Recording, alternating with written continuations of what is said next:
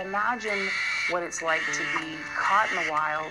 Your feathers are cut off in that moment so that you can no longer fly in the way that you're used to. You're stuffed into a box, shipped on a plane, shipped overseas somewhere, and end up living life in a cage by yourself.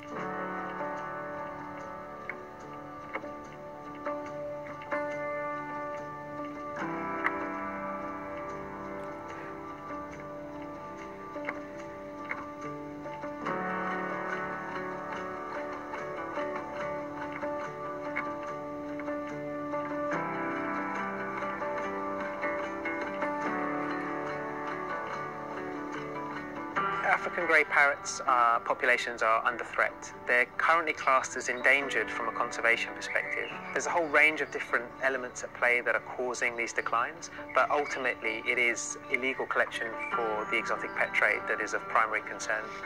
They used to congregate in numbers of birds in up to 10,000. Naturally, parrots are social beings. They flock together, they feed together. They will, of course, find mates freely. Whereas in captivity, these parrots are restricted.